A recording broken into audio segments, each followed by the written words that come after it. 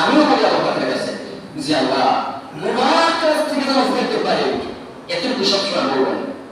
আর নিজের ভিতরে অন্তত চেষ্টা করতে হবে যে আল্লাহ দয়া করে আমাকে গুনার কাজের জন্য ফেরাও, এগুলি বলবেন, এগুলি বলবেন। আর সবথেকে বড় কথা হলো নামাজ ছাড়বেন না। আপনি শুধু জানেন অথবা না জানেন, দয়া করে না জানেন চেষ্টা করবেন, কিন্তু জানি না পরামর্শ করবেন না। আজকে কাজ করতে করতে যদি দেখে গেছে জমতে পারবো না, এরকম না। আপনি যে অবস্থাতে আছেন নামাজ, আপনি মনে করেন আমার নামাজ হয় না, তারপরেও যাবেন নামাজে। কারণ কি জানেন, কিয়ামতের দিন আল্লাহ তাআলা যখন বিচারের কাঠগড়ায় বসবেন, আল্লাহ তাআলা হলেন আহকামুল হাকিমিন।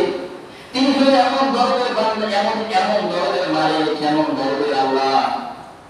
তিনি মানুষের সব সময়, সকল সময়, প্রত্যেকটা নিয়ত, প্রত্যেকটা মুহূর্ত মানুষকে কেমন করে স্থান দেওয়া যায় সেই স্থানের জন্য করবে। আমরা যখন পরীক্ষা দিই ভাইয়া, আপনারা তো দিয়েছেন তাই না? যখন পরীক্ষা দেই ছাত্র বিদায় অনুষ্ঠান হয় একটা ছোট বড়, ওখানে অনেক লম্বা কথোপকথন হয় পরীক্ষার উপরে। শেষ মুহূর্তে স্যার বলে কি জানেন?